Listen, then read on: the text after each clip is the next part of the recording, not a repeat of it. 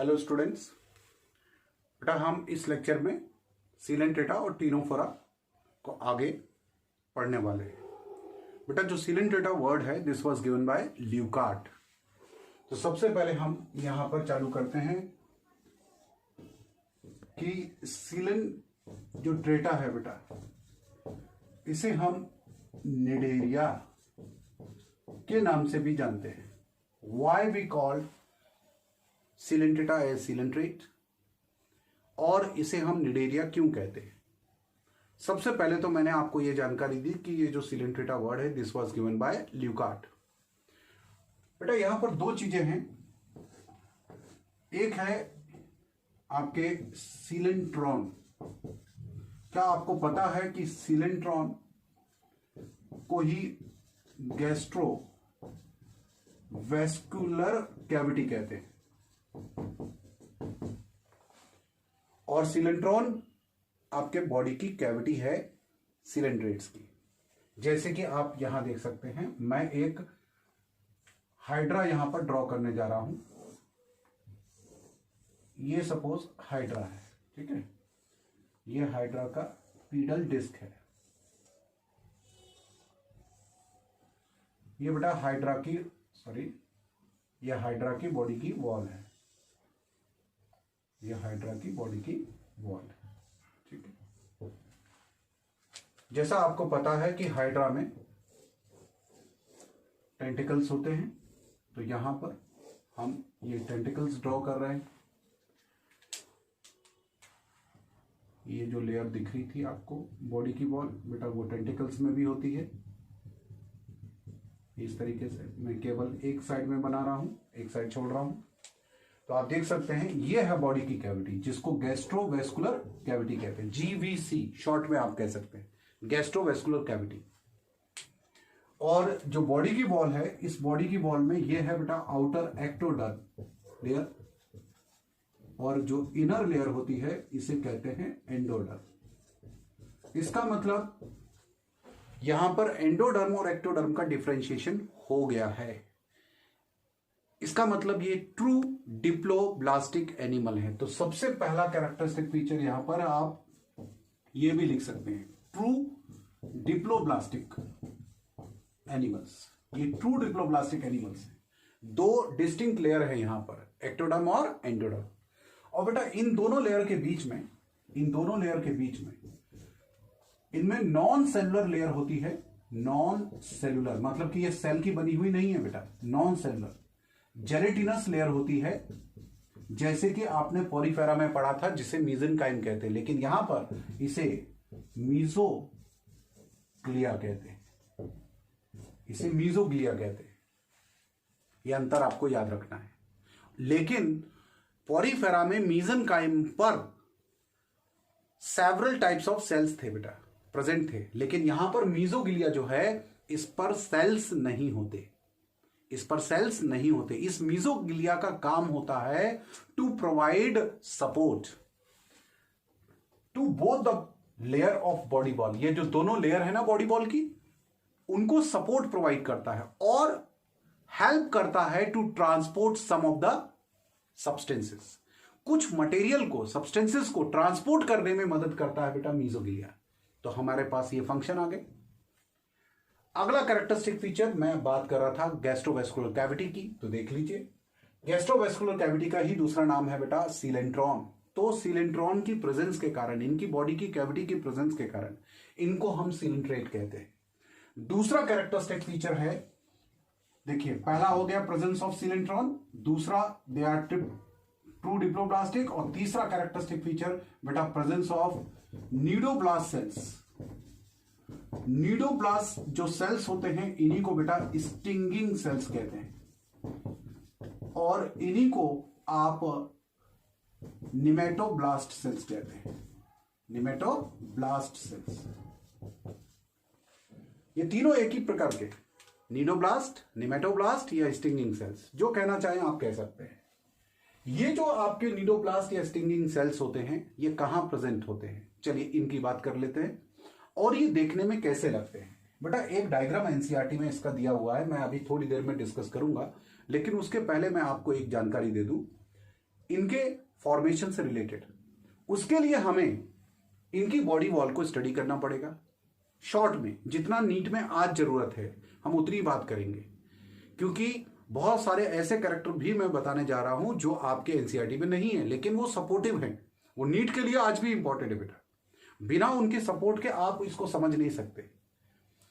देखिए बेटा, ये जो एक्टोडर्म होती है लेयर, इसमें 7 टाइप्स ऑफ सेल्स प्रेजेंट होते हैं। 7 टाइप्स ऑफ सेल्स, 7 प्रकार के सेल्स होते हैं।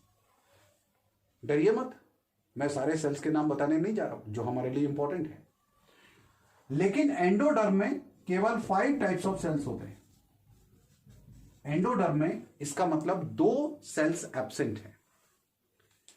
तो वो 2 सेल्स कौन से एब्सेंट हैं ये हमें पता होना चाहिए। तो बेटा उन 2 सेल के नाम मैं बता देता हूं, germ cells and nematoblast cells, मतलब कि ये नीडोब्लास्ट सेल्स। ये नीडोब्लास्ट सेल्स केवल एक्टोडर्म में होते हैं, एंडोडर्म में नहीं होते। दूसरा, जो जर्म सेल्स होते हैं जिनसे स्पर्म और ओवा गैमेट का फॉर्मेशन होगा, वो भी केवल एक्टोडर्म में होते हैं, एंडोडर्म में नहीं होते। क्लियर हो गया?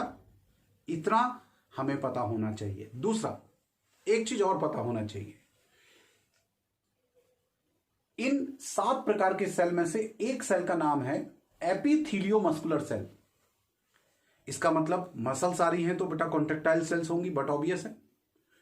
और ये जो एपिथीलियो सेल्स होती हैं एक्टोडर्म में, ये एंडोडर्म में भी पाई जाती हैं, और एंडोडर्म में इन्हीं सेल्स को एंडोथीलियो मस्कुलर सेल्स कहते हैं बेटा। इसका मतलब ये जो इनर लेयर है ना, ये जो इनर लेयर है एंडोडर्म, इसमें मैंने आपसे कहा एंडोथीलियो मस्कुलर सेल्स प्रेजेंट होती है। और बेटा ये जो एंडोथीलियो मस्कुलर सेल्स होती हैं कॉन्ट्रेक्टाइल नेचर की होती है, लेकिन साथ ही साथ ध्यान रखिएगा, ये जो एंडोथीलियो मस्कुलर सेल्स होती है इनमें देखिए बेटा ये स्यूडोपोडिया पाया जाता है। स्यूडोपोडिया बेटा, स्यूडोपोडिया जो होते हैं, these are the projections of cytoplasm which are formed by the movement of cytoplasm. तो यहां स्यूडोपोडिया दिखाई दे रही है, और साथ में इनमें फ्लैजिला होता है। 2 चीजें होती है बेटा, इन एंडोथीलियो मस्कुलर सेल्स में आपके स्यूडोपोडिया और फ्लैजिला पाए जाते हैं। पता है बेटा, ये दोनों जो सेल्स होते हैं, ये फूड को कैप्चर करने में फ्लैजिला मदद करता है, और ये स्यूडोपोडिया भी। इसीलिए हम एंडोथीलियो मस्कुलर सेल्स को ही न्यूट्रिटिव सेल्स कहते हैं। इनको हम न्यूट्रिटिव सेल्स के नाम से भी जानते हैं। मैं ये आखिर आपको ये क्यों बता रहा हूं, अभी पता चल जाएगा थोड़ी देर में। ध्यान से सुनिए। देखिए बेटा, जो डाइजेशन होता है सीलेंट्रेटा में, वो गैस्ट्रोवेस्कुलर कैविटी में होता है। और गैस्ट्रोवेस्कुलर कैविटी तो बेटा इन बॉडी के सेल के बाहर की कैविटी है, जैसे कि हमारी एलिमेंट्री कैनाल है, उसी प्रकार से ये एलिमेंट्री कैनाल है इनकी गैस्ट्रोवेस्कुलर कैविटी। तो ये तो सेल के बाहर है, तो ये तो एक्स्ट्रा सेलुलर कैविटी है। कैसी कैविटी है बेटा? Gastrovascular cavity, extra cellular cavity. यहां डाइजेशन होता है, मैंने आपसे कहा, फूड का। इसका मतलब डाइजेशन कैसा हो गया बेटा? एक्स्ट्रा सेलुलर गैस्ट्रोवेस्कुलर कैविटी में। लेकिन जो सेमी डाइजेस्टेड फूड होता है, it is captured by this nutritive cells with the help of flagella. इन फ्लैजिला के द्वारा जो सेमी डाइजेस्टेड फूड होता है, वो बेटा गैस्ट्रोवेस्कुलर कैविटी से इन एंडोथीलियो मस्कुलर या न्यूट्रिटिव सेल में पहुंच जाता है, जहां पर इसका कंप्लीट डाइजेशन होता है। इसका मतलब डाइजेशन गैस्ट्रोवेस्कुलर कैविटी में एक्स्ट्रा सेलुलर भी होता है, और इन सेल के अंदर भी डाइजेशन होता है फूड का। इसीलिए इसको इंट्रासेलुलर डाइजेशन कहेंगे। तो याद रखेंगे आप अगला कैरेक्टरिस्टिक फीचर बेटा, डाइजेशन जो होता है सीलेंट्रेटा में, वो इंट्रासेलुलर भी होता है और एक्स्ट्रा सेलुलर डाइजेशन भी होता है।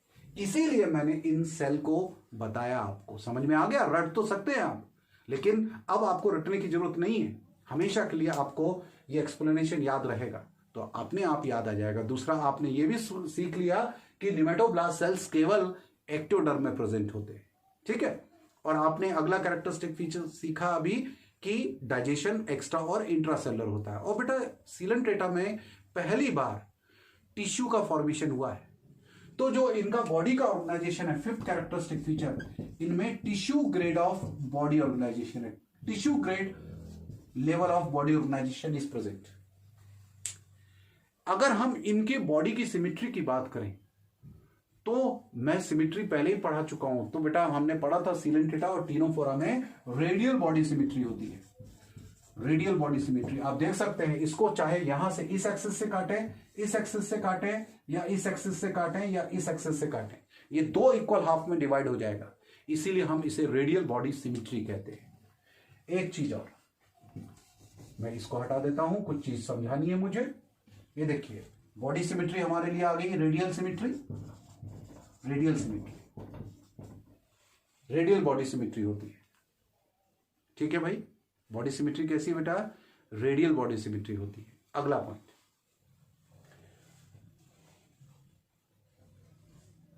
Next characteristic feature. अगला कैरेक्टरिस्टिक फीचर इसका जो है, यहां पर देखिए, ये एक हाइड्रा है जो कि रिप्रेजेंटेटिव एनिमल है बेटा सीलेंटेटा का। ये आपको दिखाई दे रहा है, इसे कहते हैं बेटा पीडल डिस्क। और इसी पीडल डिस्क में ग्लैंड्यूलो मस्कुलर सेल्स प्रेजेंट होते हैं। ग्लैंड्यूलो मस्कुलर सेल्स जो एडेसिव सिक्रीशन मतलब चिपचिपा पदार्थ सिक्रीट करते हैं, जो कि सबस्ट्रेटम या किसी भी सरफेस से अटैच होने में मदद करते हैं। इसी की मदद से, इन सेल्स की सिक्रीशन से, जो पीडल डिस्क का फॉर्मेशन करते हैं की मदद से, ये एडेसिव किसी ना किसी सरफेस से अटैच होते हैं बेटा। दूसरा, ये वाला जो एंड है बेटा इनके बॉडी का, वो क्लोज होता है, लेकिन जरा देखिए इनके बॉडी में केवल एक ओपनिंग होती है। ये आपको ओपनिंग दिख रही है, और ये यहां पर आपको दिखाई दे रहा है बेटा टेंटिकल्स। ये जो टेंटिकल्स होते हैं, इन टेंटिकल्स के अंदर भी बेटा गैस्ट्रोवेस्कुलर कैविटी दिख रही है आपको। इसका मतलब टेंटिकल्स हॉलो होते हैं, और ये इनकी बॉडी की वॉल दिख रही है यहां पर। लेकिन जरा देखिए इनकी बॉडी में एक सिंगल ओपनिंग होती है जिसे माउथ कहते हैं, जिसे माउथ कहते हैं। लेकिन बेटा इनमें कोई एग्जिट पोर नहीं है, इनमें एनस नहीं है। देखिए ये वाला एंड बंद है।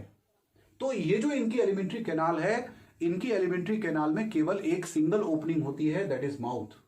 माउथ ही बेटा आपके फूड की एंट्री के लिए और एनस की तरह एक्सक्रीटरी वेस्ट के एग्जिट के लिए काम करता है इनका माउथ। लेकिन जरा आप देखिए माउथ के चारों ओर, माउथ के दोनों ओर, ये देखिए आपको एक ये जो फूला हुआ स्ट्रक्चर दिख रहा है, ये वाला, ये this is called as hypostome. बेटा इसी को हाइपोस्टोम कहते हैं, इसी को ओरल कोन कहते हैं, और बेटा इसी को मैन्यूब्रियम कहते हैं। मैन्यूब्रियम, ये तीनों नाम एक ही हैं। हाइपोस्टोम जो होते हैं, ध्यान से सुनिएगा, ये जो हाइपोस्टोम होते हैं, इन हाइपोस्टोम रीजन में ही मैक्सिमम इंटरस्टिशियल सेल्स होते हैं बेटा। मैक्सिमम इंटरस्टिशियल सेल्स होते हैं, और इन्हीं इंटरस्टिशियल सेल का दूसरा नाम है reserve sales. Maximum interstitial cells या रिजर्व सेल्स कहां होते हैं? हाइड्रा में हाइपोस्टोम रीजन में होते हैं। अब आपके दिल में या दिमाग में एक बात चल रही होगी कि ये इंटरस्टिशियल सेल कौन है। बेटा अभी हमने पढ़ा था कि एक्टोडर्म और एंडोडर्म में कुछ सेल्स होते हैं। यहां पर एक्टोडर्म में 7 और बेटा एंडोडर्म में 5 टाइप्स ऑफ सेल्स प्रेजेंट होते हैं। उन्हीं में से एक सेल का नाम है इंटरस्टिशियल सेल या रिजर्व सेल्स। इसका मतलब दोनों बॉडी की वॉल में इंटरस्टिशियल सेल प्रेजेंट होते हैं, पहला पॉइंट। दूसरा, इंटरस्टिशियल सेल का दूसरा नाम रिजर्व सेल्स है। और ये जो रिजर्व सेल्स या टोटीपोटेंट, ये टोटीपोटेंट सेल्स होते हैं बेटा। Interstitial cells are totipotent cells. इसका मतलब पॉरीफेरा में आपने पढ़ा था आर्कियोसाइट सेल्स, बिल्कुल वैसे ही अनडिफरेंशिएटेड सेल्स होते हैं आपके ये इंटरस्टिशियल सेल्स। जब ये डिफरेंशिएट होते हैं, they can give rise to any types of cells और they can form complete hydra. तो कंप्लीट सीलेंट्रेटा को फॉर्म कर सकते हैं बेटा ये इंटरस्टिशियल सेल्स। तो आपको याद रखना है interstitial cells are the totipotent cells. और बेटा यही इंटरस्टिशियल सेल्स जो हैं, इन्हीं इंटरस्टिशियल सेल से बॉडी के मिड रीजन में, ध्यान से सुन लीजिए, बॉडी के मिड रीजन में, मतलब कि ये रीजन मिड बॉडी का रीजन, बॉडी के मिड रीजन की आउटर जो लेयर है, आउटर लेयर एक्टोडर्म, इस एक्टोडर्म की जो इंटरस्टिशियल सेल्स हैं उनसे फॉर्मेशन होता है बेटा निमेटोब्लास्ट या नीडोब्लास्ट सेल्स का। समझ में आ गया कि निमेटोब्लास्ट सेल्स कहां फॉर्म होते हैं? बॉडी के मिड रीजन में, एक्टोडर्म में, इंटरस्टिशियल सेल से। और बेटा ये जो मीजोगिलिया है, मीजोगिलिया, इसकी मदद से ये नीडोब्लास्ट सेल्स ट्रांसपोर्ट होकर, मीजोगिलिया की मदद से ट्रांसपोर्ट होकर, ये देखिए ट्रांसपोर्ट होकर ये टेंटिकल्स के टॉप टिप पर पहुंच जाते हैं। तो यदि आपसे कोई पूछे कि निमेटोब्लास्ट सेल्स कहां पाए जाते हैं, तो आप आंसर देंगे nematoblast cells are present in abundant amount, बहुत अधिक मात्रा में प्रेजेंट होते हैं at the top tip part of the tentacles. बेटा टॉप टिप पार्ट पर प्रेजेंट होते हैं नीडोब्लास्ट सेल्स, मतलब निमेटोब्लास्ट सेल्स। क्लियर हो गया बेटा ये चीज कि निमेटोब्लास्ट सेल्स कहां प्रेजेंट होते हैं? और निमेटोब्लास्ट सेल्स जब इनॉर्मस अमाउंट में, ये जो इनॉर्मस अमाउंट है निमेटोब्लास्ट सेल्स की टेंटिकल्स के टॉप टिप पर, इसे निमेटोसिस्ट बैटरी कहते हैं। The nematoblast cells which are present abundantly at the top tip part of the tentacles are called as nematocyst battery. Clear है? अब बेटा आपसे क्वेश्चन पूछा जाएगा कि ये जो निमेटोब्लास्ट सेल्स हैं, इन निमेटोब्लास्ट सेल्स का फंक्शन क्या है? मैं आपको बता दूं, ये टेंटिकल्स पर हैं और टेंटिकल्स का काम होता है बेटा कैप्चर करना, किसी सरफेस से अटैच होना। तो सबसे पहले तो एंकरिंग में, अटैचमेंट में मदद करते हैं। दूसरा, ये फूड की कैप्चरिंग में मदद करते हैं, मतलब ये ऑफेंस और डिफेंस का काम भी करते हैं बेटा। फूड की कैप्चरिंग में मदद करते हैं, रक्षा और सुरक्षा का काम करते हैं, ऑफेंस एंड डिफेंस का काम करते हैं। कैसे ऑफेंस एंड डिफेंस का काम करते हैं अभी मैं बताता हूं। अब हम निमेटोब्लास्ट सेल्स की स्ट्रक्चर को देखने जा रहे हैं। एक निमेटोब्लास्ट सेल को मैं यहां पर बनाने जा रहा हूं बेटा, ठीक है? हम एक निमेटोब्लास्ट सेल्स को यहां पर ड्रॉ कर रहे हैं और ये निमेटोब्लास्ट जो सेल्स हैं, ये बेटा 2 स्टेज में आप ड्रॉ हुए देख सकते हैं आपके मॉड्यूल में भी, और आपके एनसीईआरटी में इसका डायग्राम दिया हुआ है निमेटोब्लास्ट का, तो आपको केयरफुली इस डायग्राम को ध्यान रखना है। निमेटोब्लास्ट सेल्स 2 प्रकार के हो सकते हैं, एक डिस्चार्ज और दूसरा अनडिस्चार्ज। डिस्चार्ज का मतलब होता है जब निमेटोब्लास्ट सेल्स के अंदर प्रेजेंट जो लिक्विड होता है, जो फ्लूइड होता है, ये बाहर निकल जाता है। जब वो बर्स्ट हो जाता है बेटा निमेटोब्लास्ट सेल्स, तो हम उसे डिस्चार्ज कहते हैं। और अनडिस्चार्ज का मतलब होता है जब निमेटोब्लास्ट सेल्स बर्स्ट नहीं होता। तो यहां पर मैं आपको अनडिस्चार्ज निमेटोब्लास्ट बना के दिखा रहा हूं, अनडिस्चार्ज जो बर्स्ट नहीं हुआ है। देखिए सबसे पहले तो ये देखिए, ये एक निमेटोब्लास्ट सेल्स है। अगर ये सेल है तो बेटा इस सेल में ये साइटोप्लाज्म है, ठीक है, और न्यूक्लियस भी होना चाहिए। ध्यान रखिएगा, ये देखिए, ये मैं डॉट डॉट डॉट एक कैप्सुलर स्ट्रक्चर बना दिया मैंने बेटा। ये जो कैप्सुलर स्ट्रक्चर है, इस कैप्सुलर स्ट्रक्चर को, ये जो कैप्सुलर स्ट्रक्चर है बेटा, कैप्सूल लाइक, इसी को कहते हैं निमेटोसिस्ट। इसको कहते हैं निमेटोसिस्ट।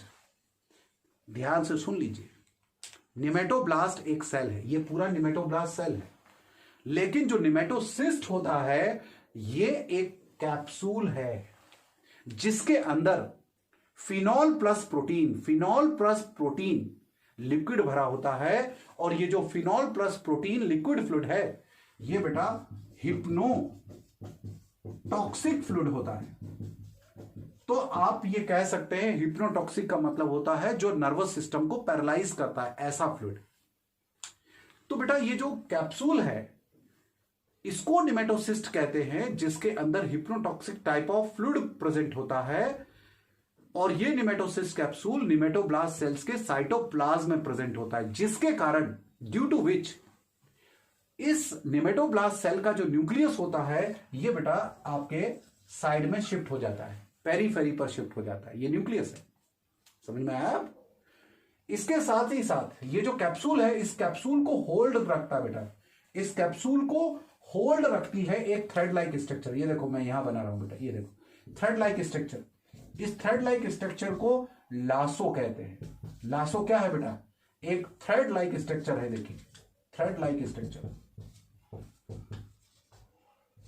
जो बेटा इस निमेटोसिस्ट कैप्सूल को होल्ड रखती है। ये लासो थ्रेड लाइक स्ट्रक्चर है जो इस निमेटोसिस्ट कैप्सूल को बाहर जाने से रोकती है। बिल्कुल वैसे ही जैसे गैस का बैलून होता है, उसमें जो धागा होता है वैसे ही धागा है बेटा।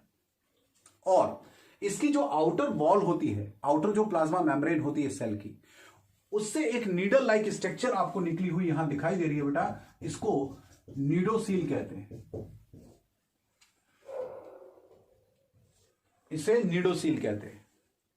और इसके अलावा यहां पर ये बेटा पोस्टीरियर एंड है, ये पोस्टीरियर एंड है इसका निमेटोसिस्ट सेल का, निमेटोब्लास्ट सेल का, सॉरी निमेटोब्लास्ट सेल का। और इसमें ऐसा एक हॉलो ट्यूब लाइक स्ट्रक्चर होता है, ये देखिए हॉलो ट्यूब लाइक स्ट्रक्चर, इस तरीके से हॉलो ट्यूब लाइक स्ट्रक्चर, ये हॉलो ट्यूब है। ये जो hollow tube like thread like structure, thread की तरह भी दिखाई दे रहा है और हॉलो ट्यूब होता है, जिसका पोस्टीरियर एंड इस निमेटोसिस्ट कैप्सूल से अटैच होता है। पोस्टीरियर एंड ये है बेटा, जो इस निमेटोसिस्ट कैप्सूल से अटैच है, ये वाला पोस्टीरियर एंड है, ये देखिए। और ये जो हॉलो ट्यूब का ये वाला एंड है, ये बेटा ब्लाइंड है, ये ओपन है और ये ब्लाइंड है। ब्लाइंड का मतलब यहां से बंद है बेटा, ठीक है। जब निमेटोब्लास्ट सेल्स बर्स्ट होता है तो ये जो आपके हॉलो ट्यूब दिखाई दे रहा है, ये बाहर एग्जिट हो जाता है, बाहर निकल जाता है। वो अनडिस्चार्ज कंडीशन कहलाती है निमेटोब्लास्ट की। और मैंने अभी आपसे कहा था कि ये निमेटोब्लास्ट सेल्स कहां प्रेजेंट होता है बेटा, टेंटिकल्स के टिप पर होता है। और बताइए टेंटिकल्स के टिप से, टेंटिकल से ये अपने एनिमी को होल्ड करता है। और जब ये एनिमी को होल्ड करता है तो इन टेंटिकल्स के टिप पर प्रेजेंट निमेटोसिस्ट जो कैप्सूल है, उसकी ये जो थ्रेड लाइक स्ट्रक्चर है ना, इन्हीं से बेटा आपके जो हिप्नोटॉक्सिक फ्लूइड है वो इस थ्रेड लाइक ट्यूब से होता हुआ यहां से इंजेक्ट हो जाता है प्रे पर, मतलब इनके इनेमी में, और उनको पैरालाइज कर देता है उनका नर्वस सिस्टम। और आसानी से इन टेंटिकल्स से कैप्चर करके वो अपने माउथ में इनगल्फ कर लेता है प्रे को, और इस तरीके से ये अपने फूड को इनटेक करते हैं और इनेमी से अपने आप को बचाते भी हैं। तो एनकरेज, अटैचमेंट, फूड की कैप्चरिंग और बेटा ऑफेंस एंड डिफेंस, ये मेजर फंक्शन है आपके निमेटोब्लास्ट सेल्स का, ठीक है। तो क्लियर हो गया बेटा निमेटोब्लास्ट सेल्स। चलिए अब मैं इस पर्टिकुलर जो स्ट्रक्चर है इसको मैं मिटा के हम आगे कुछ इसके अदर जो कैरेक्टरिस्टिक फीचर्स हैं उसको हम स्टडी करने जा रहे हैं। इतने कैरेक्टरिस्टिक फीचर हमने अब पढ़ लिए बेटा, ठीक है। अगला कैरेक्टरिस्टिक जो फीचर है वो इनकी बॉडी की वॉल हमने ऑलरेडी बेटा पढ़ ली है। इनकी बॉडी की वॉल और उस बॉडी की वॉल में जो प्रेजेंट आपके नॉन सेलुलर जेलेटिनस लेयर थी, मीजोग्लिया, ठीक है, ये भी हमने स्टडी कर ली है। इसके बाद इनका जो मेजर कैरेक्टरिस्टिक फीचर है, इनकी जो पहचान है सीलेंट्रेटा की, अगर आपसे कोई पूछे कि विदाउट एक्सेप्शन, बहुत बड़ा क्वेश्चन है, बहुत सारे बच्चे कंफ्यूज होते हैं। कैरेक्टर तो बहुत सारे होते हैं बेटा सीलेंट्रेटा के, लेकिन विदाउट एक्सेप्शन जो कैरेक्टरिस्टिक फीचर है सीलेंट्रेटा का, जो सभी स्पॉन्जेस में सीलेंट्रेट में प्रेजेंट होता है, वो है निमेटोब्लास्ट। जैसे कि मैंने आपसे कहा था, विदाउट एक्सेप्शन सभी स्पॉन्जेस सिसाइल होते हैं, विदाउट एक्सेप्शन सभी स्पॉन्जेस जो होते हैं उनमें स्पॉन्जोसील कैविटी पाई जाती है। बिल्कुल सेम ऐसे ही सभी सीलेंट्रेट में आपके क्या प्रेजेंट होते हैं, निमेटोब्लास्ट सेल्स प्रेजेंट होते हैं, ये बात याद रखिएगा। ओके बेटा, अगर हम इनके रेस्पिरेशन की बात करें और इनमें एक्सक्रीशन की बात करें तो यहां पर भी बेटा रेस्पिरेशन और एक्सक्रीशन के लिए किसी भी प्रकार के आपके बॉडी ऑर्गन्स नहीं है। इसका मतलब इनमें भी बेटा जनरल बॉडी सरफेस के द्वारा रेस्पिरेशन और एक्सक्रीशन होता है। क्लियर है। दूसरा, ये भी अमोनोटेलिक होते हैं, अमोनोटेलिक क्योंकि दे ऑल आर एक्वेटिक। अगला कैरेक्टरिस्टिक फीचर बेटा, ये भी मोस्टली क्या है बेटा, ऑल लिखना ज्यादा अच्छा है, मोस्टली लिखने से तो एक्सेप्शन आ जाएगा बेटा। ऑल आर एक्वेटिक, मोस्टली कैसे थे बेटा, मोस्टली ये भी मैराइन होते हैं and few of them are fresh water, और कुछ फ्रेश वाटर होते हैं। ठीक है, कुछ फ्रेश वाटर होते हैं। फ्रेश वाटर का कोई एग्जांपल जानते हैं आप? बेटा हाइड्रा, हाइड्रा का नाम ही है फ्रेश वाटर पॉलिप। जब आपके ये पॉलिप वर्ड आ ही गया है तो हम अगला कैरेक्टरिस्टिक फीचर ले लेते हैं। अगला कैरेक्टरिस्टिक फीचर सीलेंट्रेटा का। बेटा जो सीलेंट्रेट होते हैं ये पॉलीमॉर्फिज्म शो करते हैं। पॉलीमॉर्फिज्म, पॉली का मतलब होता है मैनी, मॉर्फिज्म का मतलब होता है फॉर्म। जब किसी भी एक इंडिविजुअल ऑर्गेनिज्म में एक से अधिक आपके फॉर्म या जॉइंट्स पाए जाते हैं उनके लाइफ साइकिल के दौरान, तो हम इसे पॉलीमॉर्फिज्म, और यदि केवल 2 जॉइंट्स पाए जाते हैं तो हम इसे डाइमॉर्फिक कहते हैं। और बेटा डाइमॉर्फिक का एग्जाम्पल है, एक एग्जाम्पल है ओबीलिया। ओबीलिया एक एनिमल है जो सीलेंट्रेटा को बिलोंग करता है, जिसका कॉमन नेम सी फर है। इसमें 2 फॉर्म होते हैं, एक होता है बेटा पॉलीफॉर्म और दूसरा होता है मेडुसा। एक होता है पॉलीफॉर्म और दूसरा होता है मेडुसा। ये 2 जॉइंट्स हैं बेटा, इसको कहते हैं फीडिंग जॉइंट्स। ठीक है। और जो मेडुसा होता है, ये जो मेडुसा है ये बेटा आपके अम्ब्रेला शेप या इसी को कहते हैं सॉसर शेप्ड। शेप जो होता है बहुत इंपॉर्टेंट है बेटा आपके नीट के लिए। सॉसर शेप या अम्ब्रेला शेप होता है। लेकिन जो पॉलिप होते हैं, पॉलीफॉर्म जिसे आप फीडिंग जॉइंट कहते हैं, ये जो जॉइंट है पॉलिप, ये बेटा सबसे पहले तो आपके सिसाइल होते हैं। सिसाइल का मतलब ये फिक्स्ड होते हैं, ये एक सबस्ट्रेटम या सरफेस से अटैच होते हैं। लेकिन बेटा जो मेडुसा होते हैं ये फ्री स्विमिंग होते हैं, ये फ्री स्विमिंग होते हैं। दूसरा, जो पॉलिप होते हैं इनमें सॉलिड टेंटिकल्स पाए जाते हैं, लेकिन जो मेडुसा होते हैं बेटा इनमें हॉलो टेंटिकल्स पाए जाते हैं, मतलब टेंटिकल्स दोनों में प्रेजेंट होते हैं।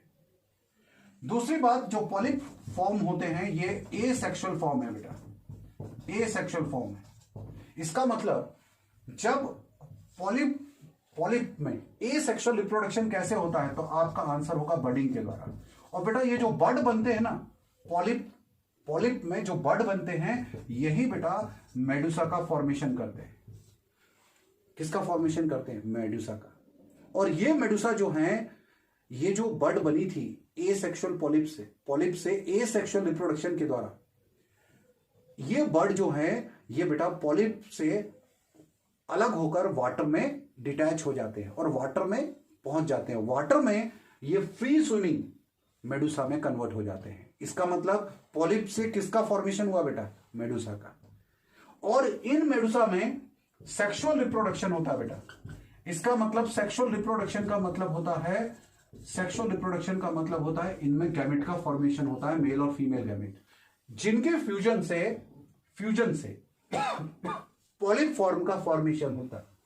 इसका मतलब जो मेडुसा होता है, ये मेडुसा पॉलिप का फॉर्मेशन करते हैं और पॉलिप मेडुसा का फॉर्मेशन करते हैं। ठीक है, मेडुसा सेक्सुअल रिप्रोडक्शन के द्वारा पॉलिप का फॉर्मेशन करता है और बेटा ये जो पॉलिप फॉर्म होते हैं ये सबस्ट्रेटम से अटैच हो जाते हैं। इसका मतलब वो सिसाइल हो जाते हैं। तो आपने क्या सीखा? आपने ये सीखा कि जो पॉलिप है, ये पॉलिप भी बेटा डिप्लॉयड होता है, डिप्लॉयड जनरेशन है। और जो मेडुसा होता है, ये मेडुसा भी बेटा डिप्लॉयड होती है। तो अभी मैंने आपसे कहा कि जब एसेक्सुअल रिप्रोडक्शन होता है तो पॉलिप से में बडिंग के द्वारा मेडुसा बनता है, फिर मेडुसा में सेक्सुअल रिप्रोडक्शन के द्वारा आपके पॉलिप का फॉर्मेशन होता है। इसका मतलब पॉलिप से मेडुसा और मेडुसा से पॉलिप, इसका मतलब 2 डिप्लॉयड इंडिविजुअल फॉर्म जो हैं उनका एक दूसरे में कन्वर्शन होता है। इसे अल्टरनेशन ऑफ जनरेशन कहते हैं। क्या कहते हैं बेटा? Alternation of generation. ये जो अल्टरनेशन ऑफ जनरेशन है, ये अल्टरनेशन ऑफ जनरेशन जो है, ये 2 डिप्लॉयड इंडिविजुअल फॉर्म के बीच में हो रहा है। इसीलिए इसे मेटाजेनेसिस कहते हैं, इसे मेटाजेनेसिस कहते हैं। तो बेटा याद रखिएगा, मेटाजेनेसिस या alternation of generation is a characteristic feature of coelenterate. Polymorphism is a characteristic feature of coelenterate. Obelia is the example of dimorphic coelenterate. Dimorphic दो फॉर्म है, एक पॉलिप और मेडुसा। और बेटा जब इसका डायग्राम देखेंगे आप आपके एनसीईआरटी में, तो आप पाएंगे कि जो पॉलिप फॉर्म होते हैं इसमें जो माउथ होता है, पॉलिप में जो माउथ होता है बेटा ये अपवर्ड होता है, अपवर्ड। लेकिन जो मेडुसा होता है, इस मेडुसा में जो माउथ होता है ये बेटा डाउनवर्ड होता है, डाउनवर्ड माउथ पाया जाता है। और बेटा एक और कैरेक्टरिस्टिक फीचर 10th मैं यहां लिख दूं, blind sac body plan. Blind sac body plan is present in coelenterate. बेटा बहुत इंपॉर्टेंट है ये कैरेक्टरिस्टिक फीचर, कई बार आपके एग्जाम में रिपीट हुआ है। बेटा जब किसी भी ऑर्गेनिज्म में एलिमेंट्री कैनाल इनकम्प्लीट होती है, एलिमेंट्री कैनाल इनकम्प्लीट का मतलब जब किसी भी ऑर्गेनिज्म की एलिमेंट्री कैनाल में केवल एक सिंगल ओपनिंग होती है, आइदर माउथ और एनस, और ज्यादातर एनिमल्स में माउथ प्रेजेंट होता है जो माउथ और एनस दोनों की तरह काम करता है, जैसे कि अभी हमने पढ़ा था सीलेंट्रेटा में। ऐसे ऑर्गेनिजम्स को हम ब्लाइंड सैक बॉडी प्लान में रखते हैं। तो सीलेंट्रेटा में कैसी बॉडी प्लान है बेटा? ब्लाइंड सैक बॉडी प्लान है। ओके, ये फॉलोइंग कैरेक्टरिस्टिक जो फीचर्स हैं, इसके अलावा हमारे पास अब सीलेंट्रेटा का जो सेक्सुअल पार्ट है, मतलब कि इसका जो रिप्रोडक्टिव पार्ट है वो शेष रह गया है, ठीक है। और कुछ स्पेसिफिक कैरेक्टरिस्टिक फीचर जैसे कि मैं डिस्कस कर लूं बेटा, कुछ ऐसे सीलेंट्रेट भी होते हैं जिनके बॉडी का जो एक्सोस्केलेटल होता है वो कैल्शियम कार्बोनेट का बना होता है। क्या आपको पता है? ऐसे सीलेंट्रेट को हम कोरल्स कहते हैं। आपने बहुत सारे बच्चों ने आपके कोरल्स नाम सुना होगा। क्या आप लक्षद्वीप जानते हैं? लक्षद्वीप भारत का ही एक क्या है बेटा, यूनियन टेरिटरी है लक्षद्वीप। आपने क्या ग्रेट बैरियर रीफ नाम सुना है ऑस्ट्रेलिया में? बेटा ये सब कोरल हैं, ये सब कोरल्स हैं, कोरल आइलैंड्स हैं। कोरल कई प्रकार के होते हैं। पहले हमें कोरल्स भी पढ़ने पड़ते थे, लेकिन अब ये नीट का सिलेबस नहीं है। मैं केवल आपको इतना बता दूं, कुछ ऐसे सीलेंट्रेट्स होते हैं, देयर आर सम सीलेंट्रेट्स, कुछ ऐसे सीलेंट्रेट्स हैं जिनका एक्सोस्केलेटल जो होता है, एक्सोस्केलेटल, ये बेटा एक्सोस्केलेटल बना होता है कैल्शियम कार्बोनेट का, और ऐसा कोरल्स में होता है। इसका मतलब ऐसे सीलेंट्रेट जिनका एक्सोस्केलेटल कैल्शियम कार्बोनेट का बना होता है वो कोरल का फॉर्मेशन करते हैं। क्या आपको पता है कि सीलेंट्रेट को भी हम 3 क्लासेस में डिवाइड करेंगे? इन 3 क्लासेस में एक क्लास का नाम है एंथोजुआ। एंथोजुआ।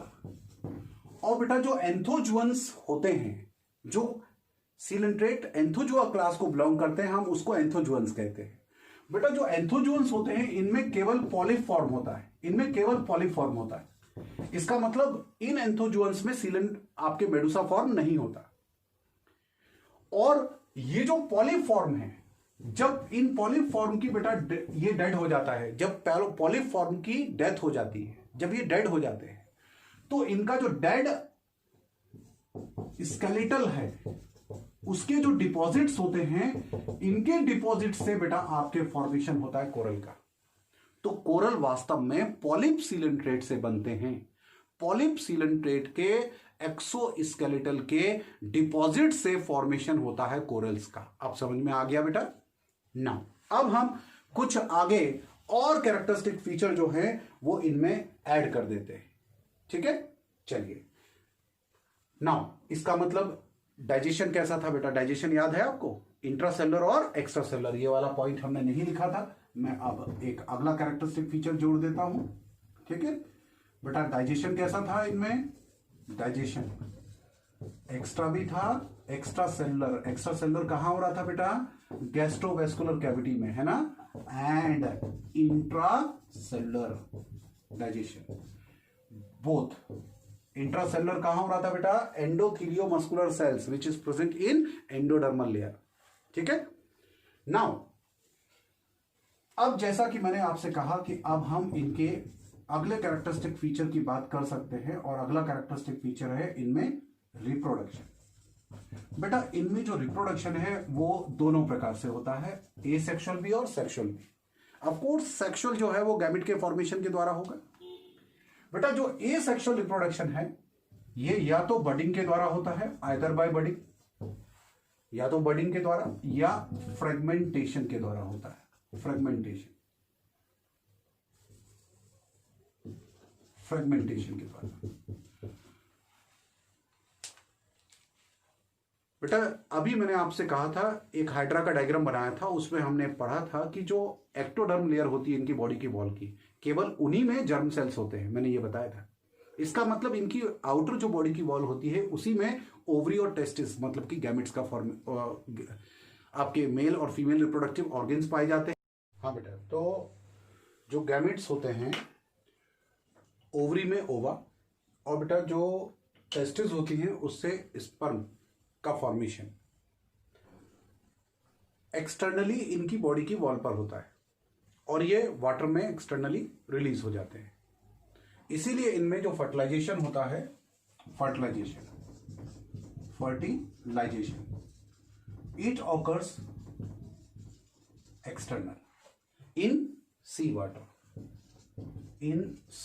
वाटर, या आप इन वाटर लिख दें, क्योंकि कुछ फ्रेश वाटर भी होते हैं, तो हम वाटर लिख दें तो और ज्यादा अच्छा है।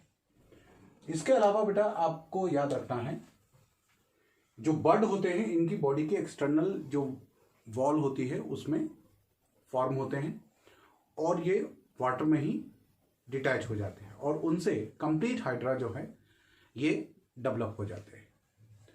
यदि हम फर्टिलाइजेशन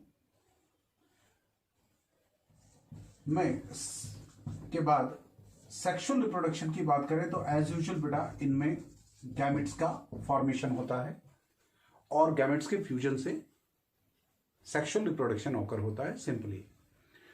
लेकिन अगर हम इनके डेवलपमेंट की बात करें, डेवलपमेंट की, तो बेटा डेवलपमेंट इनडायरेक्ट होता है और डायरेक्ट भी हो सकता है। डायरेक्ट का एग्जांपल है बेटा हाइड्रा।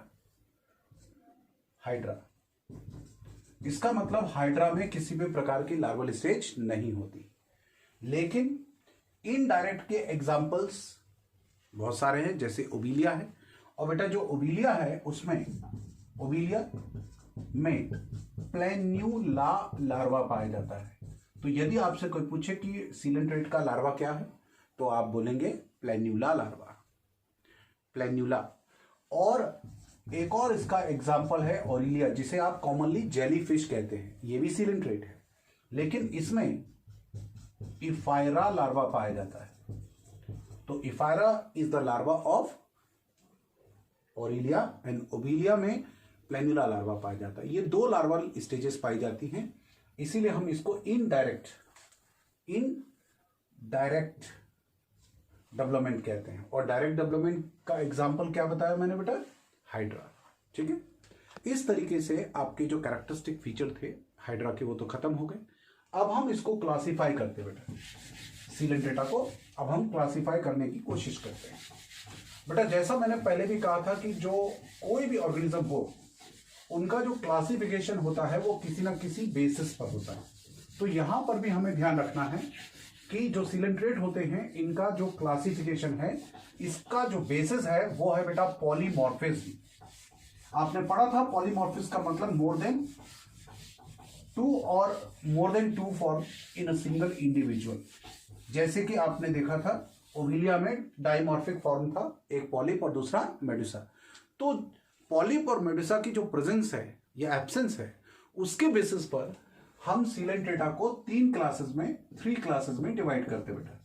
ठीक है, सबसे पहली इसकी क्लास है हाइड्रोजुआ, दूसरा है बेटा साइफोजुआ, और तीसरा है एंथोजुआ। और आपको यह जानकारी होनी भी चाहिए कि इसी को एक्टिनोजुआ कहते बेटा। This is called as actinozoa. Now hydrozoa जो होते हैं इसमें बेटा आइदर या तो केवल पॉलीफॉर्म होता है, आइदर पॉलीफॉर्म और मेडुसा एंड पॉलिप बोथ, या तो केवल मेडुसा, केवल आपके बेटा पॉलीफॉर्म होता है या फिर पॉलिप और मेडुसा दोनों होता है। दोनों किस में होता है? जैसे कि ओबिलिया में। और बेटा ओबिलिया इसका एग्जांपल है हाइड्रोजुआ का, it is commonly called as sea fur, sea fur. और बेटा केवल पॉलीफॉर्म किस में होता है? तो मैं आपको बता दूं, हाइड्रा में। और हाइड्रा का कॉमन नेम, हाइड्रा जो है बेटा इसका जो कॉमन नेम है वो है फ्रेश वाटर पॉलिप। आप नाम से ही समझ सकते हो, पॉलिप लिखा हुआ है। तो केवल पॉलीफॉर्म आते हैं हाइड्रा में, फ्रेश वाटर पॉलिप। ये दो बहुत ही इंपॉर्टेंट एग्जांपल है। कॉमन नेम में हमेशा ओबिलिया का कॉमन नेम पूछा गया बेटा, it is commonly called as sea fur. ये दो एग्जांपल हमारे पास हो गए बेटा, एक हाइड्रा और दूसरा ओबिलिया। और तीसरा एग्जांपल जो है, जो हमारे लिए बहुत इंपॉर्टेंट है, वो है बेटा फाइसीलिया। फाइसीलिया, ये जो फाइसीलिया है इसी को पोर्तुगीज मैन ऑफ वॉर कहते हैं बेटा, पोर्तुगीज मैन ऑफ वॉर, ये इसका कॉमन नेम है। जो फाइसीलिया होते हैं बेटा, इनके हेड पर न्यूमैटोफोर्स,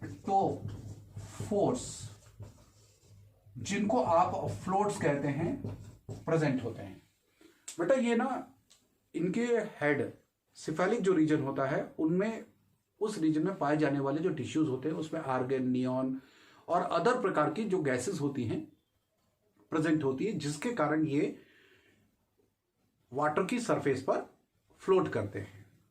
और इन स्ट्रक्चर्स को जो है वो हम न्यूमेटोफोर्स या फ्लोट्स कहते हैं।